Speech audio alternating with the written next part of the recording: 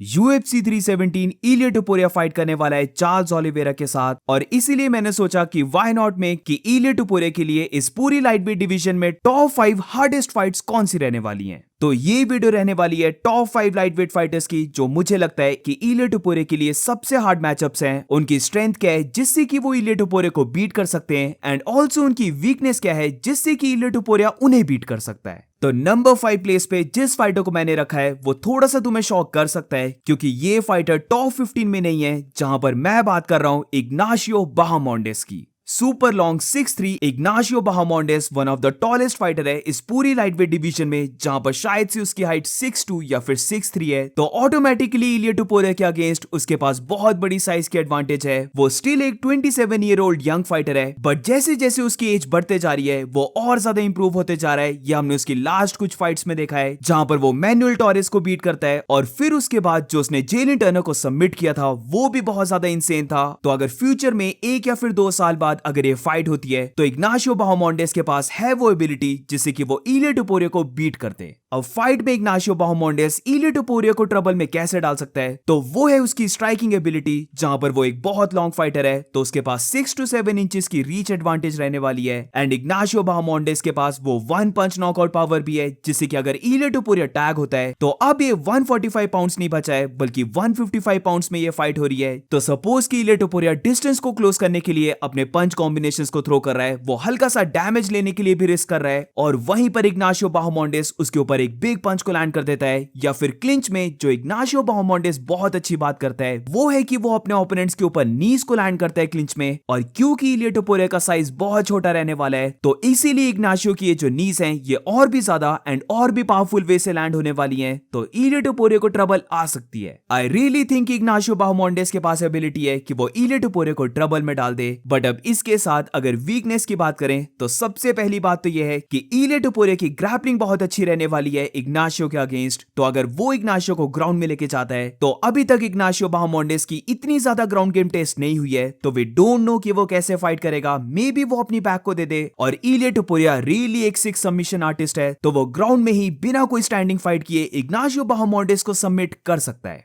अब दूसरी और चीज जो इग्नाशियो बाहामोंडेस के फाइटिंग स्टाइल से निकल के आती है और वो है कि वो बहुत ज्यादा डैमेज लेता है। वो कभी भी शाय राउंड नहीं करेगा कि वो ब्रॉल कर रहा है अपने ओपोनेंट के साथ, और इसीलिए तुमने बहुत सारी फाइट्स में देखा होगा कि इग्नाशियो बाहामोंडेस ब्लडी हो जाता है। वो कभी कभार हर्ट भी हो चुका है और यहीं पर इलिया टुपुरिया शाइन कर सकता है, क्योंकि एक तो इलिया टुपुरिया फेदरवेट डिवीजन से लाइटवेट डिवीजन में आ रहा है तो ऑब्वियसली उसके पास स्पीड की एडवांटेज रहने वाली है। एंड ऑल्सो जो उसके पंच कॉम्बिनेशंस हैं वो अपने बेटर बॉक्सिंग स्किल्स को शो करते हुए इग्नाशियो बाहामोंडेस के ऊपर ह्यूज पंचेस को लैंड कर सकता है। एंड जब इलिया टुपुरिया ने जाया हर्बर्ट के साथ फाइट की थी तो हमने ऑलरेडी देखा था कि इलिया टुपुरिया के पास भी वो 1 पंच नॉकआउट पावर है। तो इसीलिए अगर इग्नाशियो बाहामोंडेस थोड़ा सा ब्रॉल करने पे आ गया जहां पर वो ज्यादा टेक्निकल नहीं रह रहा है तो इलिया टुपुरिया उसे नॉकआउट कर सकता है। इग्नाशियो बाहामोंडेस की जो अपकमिंग फाइट है वो रफाइल फिजीव के साथ होने वाली है, तो अगर वो रफाइल को बीट कर देता है तो वो टॉप 10 में एंटर होने वाला है। तो अभी अगर कोई भी शौक हो रहा है कि इग्नाशियो को मैंने नंबर 5 पे रखा है तो रफाइल को बीट करने के बाद ये प्लेस जस्टिफाई हो सकती है, बट ऑब्वियसली उसके लिए लेट्स सी फाइट में क्या होता है। और मूविंग ऑन तो नंबर 4 फाइटर की बात करते हैं जो मुझे लगता है कि इलिया टुपुरिया को ट्रबल दे सकता है, और वो है मथेउस गैमरॉट। अब इस्लाम महाचेव लाइट वेट से वेल्टरवेट डिवीजन में जा चुका है तो वो तो इस लिस्ट में नहीं है, बट इस्लाम की तरह इस पूरी लाइट वेट डिवीजन में इकलौता ऐसा फाइटर जो चेन रेसलिंग कर सकता है, जो दागिस्तान टाइप की रेसलिंग को कर सकता है, अपने ओपोनेंट को ड्राउन कर सकता है रेसलिंग से, तो वो फाइटर फॉर श्योर रहने वाला है मथेउस गैमरॉट। सुपर एग्रेसिव फाइटर, वो हमेशा देखेगा अपने ओपोनेंट को ग्राउंड में लेके जाने का, और अगर इलिया के साथ उसकी फाइट होती है तो यहां पर वो एग्जैक्टली ऐसा करने वाला है, जिधर एज वी नो कि इलिया टुपुरिया थोड़ा सा सेटल होता है और अपने पंचेस को थ्रो करके अपने रेंज को फाइंड करने की ट्राई करता है। बट जब गैमरॉट की बात करें तो ये फाइटर केयर नहीं करता है। ये पहले ही सेकंड से अपने ओपोनेंट को प्रेशर करने का देखेगा, उसे केज के साइड पुश करेगा, क्लिंच करेगा और उसे बार बार ग्राउंड में लेके जाने की ट्राई करेगा। तो क्योंकि इलिया टुपुरिया अब लाइट वेट डिवीजन में आ चुका है तो ऑब्वियसली उसने मसल को गेन किया होगा, जिससे कि ये भी हो सकता है कि इलिया टुपुरिया थोड़ा सा जल्दी गैस आउट होने लग पड़े। और अगेंस्ट मैथ्यूस गैमरॉट जो चेन रेसलिंग करता है तो ये इलिया टुपुरिया के लिए रियली बैड फाइट रह सकती सकती है, जहां पर सपोज की गैमरॉट बार बार इलिया टुपुरे को पहले ही राउंड से ग्राउंड में लेके जा रहा है। इलिया टुपुरे डिफेंड तो कर ले रहा है, बट वहां पर उसकी बहुत ज्यादा एनर्जी वेस्ट हो जा रही है और फिर हम राउंड 2 के बाद इलिया को देख रहे हैं कि वो बहुत ज्यादा टायर्ड हो चुका है। मथेउस गैमरॉट की जो ग्रैपलिंग है वही इतनी ज्यादा ओवर पावर्ड है कि जो वो अपने स्किल स्ट्राइकिंग में लैक करता है वो उसकी रेसलिंग पूरी कर देती है। बट इसी के साथ अब हम रिसेंटली देख रहे हैं कि यही चीज उसकी सबसे ज्यादा बड़ी वीकनेस बनते जा रही है, जहां पर क्योंकि वो एक सुपर एग्रेसिव ग्रैपलर है तो वो बहुत जल्दी गैस आउट हो जाता है। मैं यहां पर बात कर रहा था कि मैथ्यूस गैमरॉट इलिया टुपुरे को गैस आउट करने की देखेगा, बट फाइट्स में और रिसेंटली ही डैन हुकर की फाइट में हमने देखा था कि स्टार्टिंग में तो गैमरॉट यही अपनी रेसलिंग को यूज करते हुए बहुत इजीली विन कर रहा था, बट क्योंकि वो अपने ओपोनेंट को टेक डाउन करने में बहुत ज्यादा जान को लगा देता है, बहुत ज्यादा एनर्जी को यूज कर देता है, तो फिर राउंड 2 ऑनवर्ड्स ही वो थोड़ा सा गैस आउट होने लग पड़ा। और अब जब बात आती है स्ट्राइकिंग करने की, जिधर अब वो ज्यादा टेक डाउन्स नहीं शूट कर सकता, तो तब जो गैमरॉट की वीक पॉइंट्स है वो एक्सपोज होने लग पड़ते हैं, जहां पर उसकी चिन बहुत ज्यादा वीक है, उसकी जो स्ट्राइकिंग है वो ज्यादा टेक्निकल नहीं रहती है, उसकी पूरी बेसिकली फाइट गेम इवॉल्व भी करती है अपने ओपोनेंट को प्रेशर करके उसे टेक डाउन करने की, और अगर उसे ये टेक डाउन नहीं मिले तो जो उसकी स्ट्राइकिंग है वो बहुत ही ज्यादा वीक है। सो नाउ इलिया टुपुरे के अगेंस्ट अगर ऐसा होता है कि पहला राउंड इलिया टुपुरे निकाल देता है, ज्यादा बार टेक डाउन नहीं होता है, तो मैथ्यूस गैमरॉट जैसे कि वो बेनील दारियुश या फिर डैन हुकर की फाइट में गैस आउट होने लग पड़ा था, वो एग्जैक्टली वो इलिया टुपुरे की फाइट में होने लग पड़ेगा, और फिर इलिया टुपुरे के जो पंचेस हैं वो लैंड होने लग पड़ेंगे। और यहां पर मुझे लगता है कि इलिया टुपुरे को कोई पंच कॉम्बिनेशन भी थ्रो करने की जरूरत नहीं है, क्योंकि बस अगर वो एक ही पंच को क्लीन लैंड कर देता है गैमरॉट के ऊपर तो वो गैमरॉट को नॉकआउट कर सकता है। तो जैसे मैंने कहा, अगर मैथ्यूस गैमरॉट अपने कार्डियो को थोड़ा सा इंप्रूव कर लेता है तो आई डू थिंक कि वो इलिया टुपुरे के साथ बार बार रेसलिंग करके उसे टायर्ड कर सकता है। But on the other hand अगर वो ऐसा नहीं कर पाया तो फिर फीट में वो थोड़ा सा एक्सपोज होने वाला है और इलिया टुपुरे उसे नॉकआउट कर देगा। और अब मूविंग ऑन, तो नंबर 3 फाइटर की बात करें जो मुझे लगता है इलिया टुपुरे को ट्रबल दे सकता है, तो यहां पर जिस फाइटर को मैंने प्लेस किया है मे बी तुम्हें ये थोड़ा सा अगेन शॉकिंग लगे, बट मैं यहां पर जाने वाला हूं यूके सेंसेशन पैडी पिम्बलेट के साथ।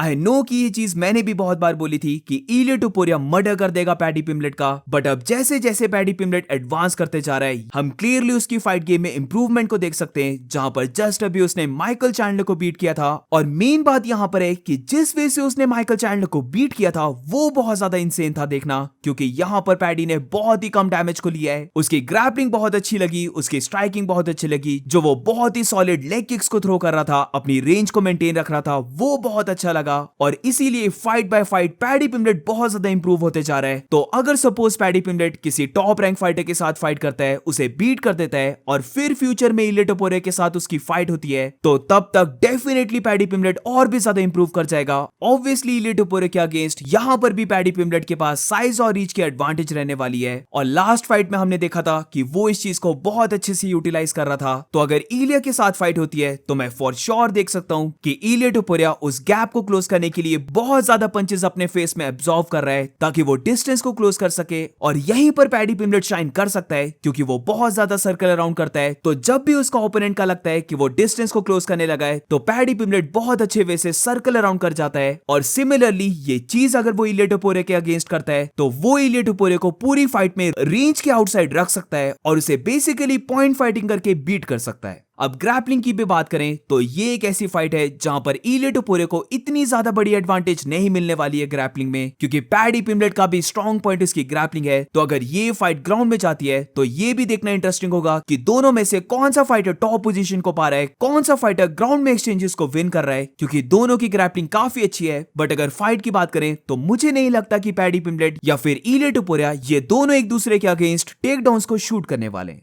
आई थिंक सो ये फाइट फीट में रहने वाली है। और अब आती है पैडी पिम्बलेट की सबसे बड़ी वीकनेस, जो ऑब्वियसली अभी तक उसने इंप्रूव नहीं की है। इनफैक्ट माइकल चैंडलर की फाइट में भी उसने इस चीज को इंप्रूव नहीं किया था, और वो है कि वो अपनी चिन को स्टिल बहुत ज्यादा एयर में रखता है, वो अपनी चिन को टक अराउंड करके नहीं रखता है। और इसीलिए इमेजिन अगर इलिया टुपुरे अपने पंच कॉम्बिनेशन से डकिंग एंड वीविंग करते हुए अपने डिस्टेंस को क्लोज कर लेता है और फिर एक बहुत ही ह्यूज राइट पंच को लैंड करता है, तो बेशक पैडी पिम्बलेट एक स्काउसर है and according to Paddy Pimblett Scousers don't get knocked out, but Ilia Topuria का ये पंच आई डोंट थिंक सो कि पैडी पिम्बलेट ले पाएगा। मे भी हम पहली बार देखने वाले हैं कि पैडी पिम्बलेट नॉकआउट हो रहा है, और यही मुझे लगता है पैडी की सबसे बड़ी वीकनेस है। एक चीज अभी भी मुझे लगती है कि अगर पैडी पिम्बलेट के अगेंस्ट किसी ने भी रेंज को फाइंड कर लिया तो वो पैडी पिम्बलेट के ऊपर काफी अच्छे पंचेस को लैंड कर सकता है, क्योंकि पैडी पिम्बलेट का जो गार्ड रहता है वो इतना ज्यादा स्ट्रॉन्ग नहीं रहता। तो अगर इलिया टुपुरिया ये कर लेता है तो वो अपने पंच कॉम्बिनेशंस जहां पर वो बॉडी के साथ फिर हेड को टारगेट करता है, उससे वो पैडी पिम्बलेट को या तो नॉकआउट कर सकता है या फिर एटलीस्ट उसे इतना ज्यादा हर्ट कर सकता है जहां पर मे बी फिर इलिया टुपुरिया पैडी को ग्राउंड में लेके जा रहा है और उसके ऊपर सबमिशंस को लगाने की ट्राई कर रहा है। तो काफी इंटरेस्टिंग फाइट, एंड ऑल्सो इसके साथ जो प्रेस कॉन्फ्रेंस होगी, जो मीडिया रहने वाला है, वो बहुत ज्यादा इंटरेस्टिंग होगा, जहां पर ऑफ कोर्स दोनों फाइटर्स ट्रैश टॉक करने वाले हैं। ये फाइट बहुत बड़ी रहने वाली है, तो मे बी हु नोज हमें नेक्स्ट ईयर ये फाइट देखने को मिल जाए।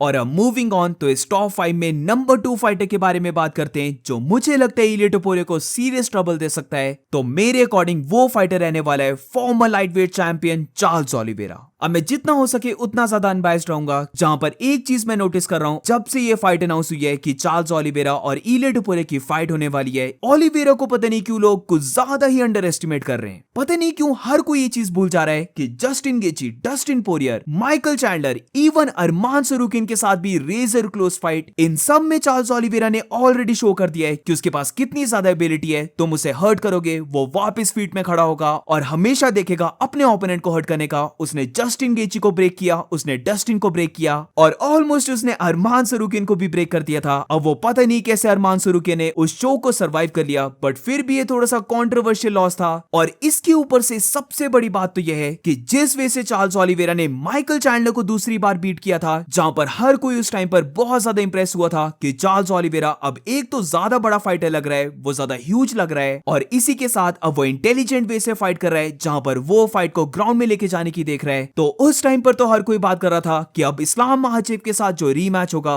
वहां पर चार्ल्स ओलिवेरा ज्यादा बेटर वे से फाइट करेगा। बट अब ऑल ऑफ अ सडन जब इलिया टुपुरिया की बात आती है तो ओलिवेरा के साथ बेसिकली कोई भी नहीं दिख रहा है। मे बी मैं थोड़ी सी फ्रस्ट्रेशन में बात कर रहा हूं क्योंकि I really like Charles Oliveira, but anyways fight की जल्दी से बात कर लेते हैं। और क्यों चार्ल्स ओलिवेरा यहां पर बहुत डेंजरस फाइटर है इलिया के लिए, तो वो इसलिए क्योंकि अभी तक इलिया टुपुरिया का कोई भी चार्ल्स ओलिवेरा जैसा ओपोनेंट नहीं बचा है जो इलिया टुपुरिया को हर बार देखने वाला है काउंटर करने की। अब काउंटर अटैक से मेरा मतलब पंचेस का नहीं है, बट तुम नोटिस करना Josh Emmett, Alexander Volkanovski, Max Holloway, इन तीनों फाइटर्स में कॉमन क्या था? इलिया टुपुरिया ने इन तीनों फाइटर्स को इजीली बैकवर्ड पुश कर दिया था, जहां पर ये तीनों फाइटर्स ज्यादा डिफेंसिव वे से खेल रहे थे ना कि अटैकिंग वे से, और इसकी वजह से इलिया टुपुरिया के पास बेसिकली बहुत ज्यादा स्पेस थी, जहां पर वो हल्के हल्के स्टेप्स लेकर हल्की हल्की रेंज को क्लोज करके अपने ओपोनेंट को केज की साइड लेके जा रहा था, और फिर जो उसके पंच कॉम्बिनेशंस थे उनसे वो अपने ओपोनेंट्स को बीट कर रहा था। बट ये चीज चार्ल्स ओलिवेरा के अगेंस्ट करना मुझे लगता है बहुत ज्यादा मुश्किल होगा। ओलिवेरा एक ऐसा फाइटर है जो खुद भी देखता है अपने ओपोनेंट को प्रेशर करने का, तो वो इतने इजी वे से इलिया टुपुरिया को सेंटर ऑफ द ऑक्टेगन नहीं देने वाला है। वो बैकवर्ड मूव इतनी आसानी से नहीं होगा, वो फाइट करेगा ऑक्टेगन सेंटर के लिए। जिस वे से चार्ल्स ओलिवेरा ने माइकल चैंडलर के अगेंस्ट सेकंड टाइम फाइट की थी, वैसा सेम अगर हमें ओलिवेरा देखने को मिल जाता है तो फिर हम देखेंगे कि ओलिवेरा फीट में थोड़ा सा कम रिस्क ले रहा है, वो अपनी किक्स को ज्यादा यूज कर रहा है, वो अपनी रीच की एडवांटेज ले रहा होगा, जो उसका साइज है उसकी एडवांटेज ले रहा होगा, और जैसी ही उसे अपॉर्चुनिटी मिलेगी वो एकदम इलिया टुपुरिया के ऊपर शूट करने वाला है और उसे ट्राई करने वाला है ग्राउंड में बीट करने की। आई डू थिंक कि चार्ल्स ओलिवेरा के पास है वो एबिलिटी जहां पर वो अपनी लेग किक्स और फ्रंट किक्स को यूज करते करते इलिया टुपुरिया को इतना ज्यादा फ्रस्ट्रेट कर दे रहा है, जिधर इलिया टुपुरिया फ्रस्ट्रेट होकर अपने डिस्टेंस को क्लोज करने की देख रहा है। और यहीं पर चार्ल्स ओलिवेरा जो वो स्ट्रेट पंचेस को लैंड करता है, स्पेशली जो उसका राइट स्ट्रेट पंच है, उसे लैंड करके इलिया टुपुरिया को नॉक डाउन कर दे रहा है। ऑल्सो इसके साथ सपोज कि दोनों फाइटर में रेंज क्लोज हो जाती है और दोनों फाइटर्स ब्रॉल करने लग पड़ते हैं, तो यहां पर भी चार्ल्स ओलिवेरा के पास वो नीज रहने वाली है, जिससे कि अगर क्लिंच होता है तो क्योंकि इलिया टुपुरिया का साइज थोड़ा सा छोटा है, तो ओलिवेरा यहां पर डेफिनेटली देखने वाला है कि वो कैसे उसके ऊपर नीज को लैंड करे। और चार्ल्स ओलिवेरा का जो बैक टेक है उसको तो हम जानते ही हैं, तो मे बी ब्रॉल के ही बीच में हम देख लें कि चार्ल्स ओलिवेरा ने क्लिंच किया है और एकदम से बैक टेक करते हुए इलिया टुपुरिया को वो देख रहा है ग्राउंड में लेके जाने की। बट इसके साथ अब वीकनेस की बात करते हैं और कैसे इलिया टुपुरिया से एक्सपोज कर सकता है, तो वो है चार्ल्स ओलिवेरा की समवट थोड़ी सी वीक चिन, एंड ऑल्सो जो वो हर एक फाइट में बीटिंग को लेता है, वो चीज अगर उसने इलिया टुपुरे के अगेंस्ट ली तो इलिया टुपुरे उसे नॉकआउट करने वाला है। अब माइकल चैंडलर की सेकंड फाइट की मैं जितनी भी तारीफ कर लूं कि चार्ल्स ओलिवेरा बहुत अच्छा दिखा है, बट ये चीज भी ट्रू है कि वहां पर भी चार्ल्स ओलिवेरा ने बहुत ज्यादा डैमेज को ले लिया था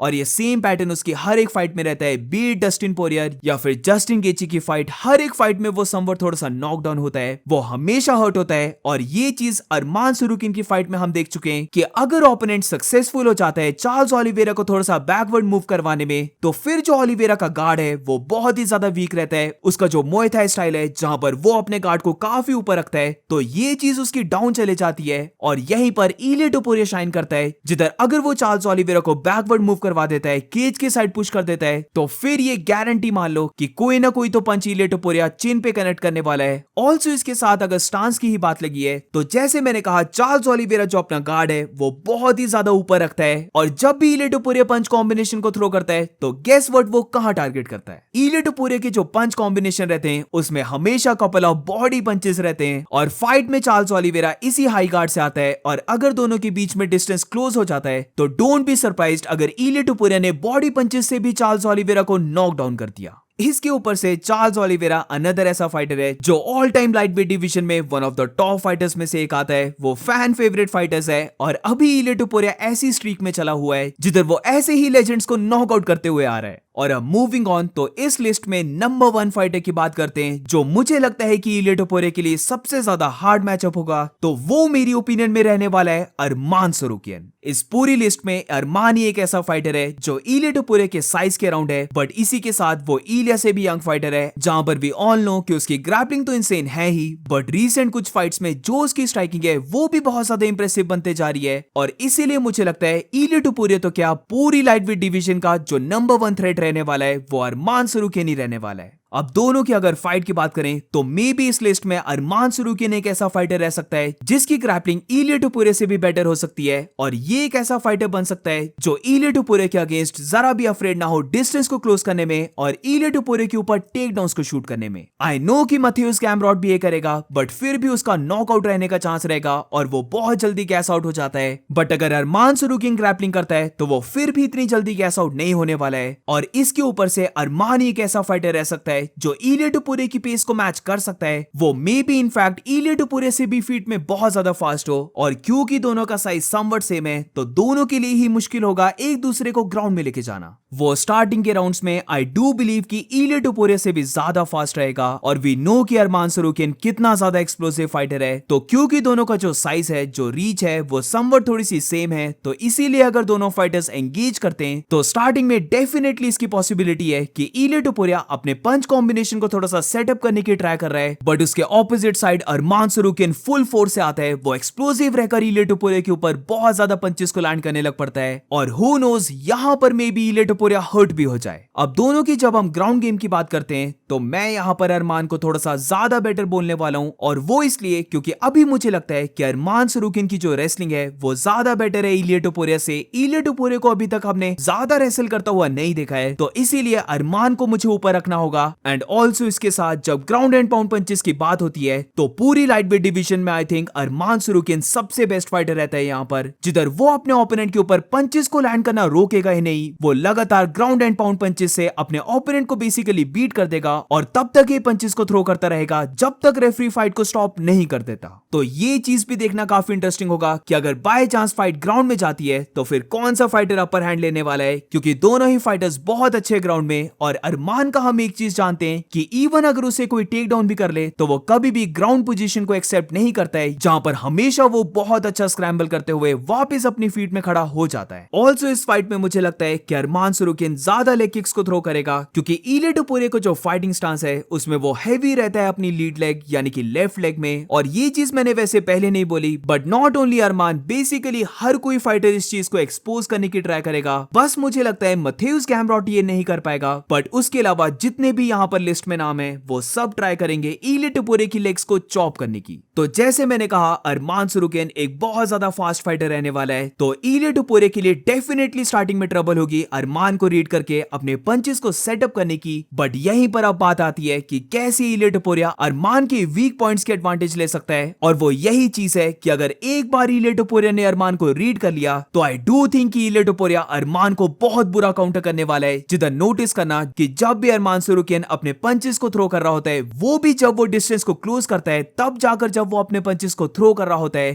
तो उसके पास स्पीड तो रहती है, उसके पास पावर तो रहती है, बट वो ये पंचेस को थ्रो करते हुए बहुत ज्यादा वाइल्ड हो जाता है। जो उसकी फुट पोजीशन है वो बहुत ज्यादा गलत हो जाती है, और यहीं पर इलिया टुपुरिया ने अगर सपोज डक करके कोई काउंटर पंच को थ्रो कर दिया तो आई डू थिंक कि अरमान सरूकियन बहुत ज्यादा हर्ट हो जाएगा। इलिया टुपुरिया की साइड से फॉर श्योर उसे देखना होगा कि वो कैसे अरमान सरूकियन को थोड़ा सा इनवाइट कर सके, जहां पर अरमान सरूकियन को ऐसा लगे कि वो स्ट्राइकिंग में भी कंफर्टेबल है, और यहां पर अरमान सरूकियन वो वाइल्डनेस को शो करने लग पड़े, और इसी की एकदम से एडवांटेज लेते हुए इलिया टुपुरिया उसके ऊपर काउंटर शॉट्स को लैंड कर दे। वेरएज़ दूसरी तरफ अरमान को ये चीज नहीं करनी चाहिए, बल्कि उसे मुझे लगता है अपनी स्पीड के एडवांटेज लेनी चाहिए, और व्हाई नॉट इलिया टुपुरिया के ऊपर टेक डाउन्स को शूट करना, जहां पर अरमान ही एक ऐसा फाइटर है जो इवन अगर इलिया टुपुरिया को ग्राउंड में लेके जाता है या फिर टेक डाउन्स को फेल भी कर लेता है, वो तब भी इतना ज्यादा गैस आउट नहीं होने वाला है। उसके पास लेटर राउंड्स में भी एबिलिटी रहने वाली है कि वो अपनी पेस को पुश करके इलिया टुपुरिया को समवट बैक फुट में रख सकता है, और इसीलिए मुझे लगता है ये इलिया टुपुरिया के लिए बहुत ज्यादा डेंजरस फाइट है। तो फ्यूचर में ये फाइट देखने के लिए मैं सुपर एक्साइटेड हूं, एंड ऑब्वियसली नेक्स्ट फाइट अगर अरमान सरूकियन विन कर जाता है तो गारंटी उसे टाइटल शॉट मिलने वाला है, और अगर इलिया टुपुरिया चार्ल्स ओलिवेरा को बीट कर देता है, जो वंस अगेन मुझे लगता है एक हार्ड फाइट है, इजी फाइट तो ये डेफिनेटली नहीं रहने वाली है, तो फिर हम देखने वाले हैं इलिया टुपुरिया वर्सेस अरमान सरूकियन की फाइट। तो that's it guys, I hope कि ये वीडियो थोड़ी सी लंबी ना बनी हो, बट ये टॉप फाइटर्स मुझे लगता है ऐसे फाइटर्स हैं जो इलिया टुपुरिया को पूरी लाइट वेट डिवीजन में सबसे हार्ड फाइट दे सकते हैं। But what about you guys, तुम्हारे ओपिनियन में कौन से यहाँ पर फाइटर्स रहने वाले हैं? क्या तुम डस्टिन पोरियर को भी इंक्लूड करोगे? क्योंकि आई नो कि काफी लोग इलिया टुपुरिया और डस्टिन पोरियर की फाइट को देखना चाहते थे, बट डस्टिन को मैंने इंक्लूड नहीं किया है। But what about you guys, क्या तुम डस्टिन को इंक्लूड करोगे? Do let me know in the comments, और मिलते हैं नेक्स्ट वीडियो में।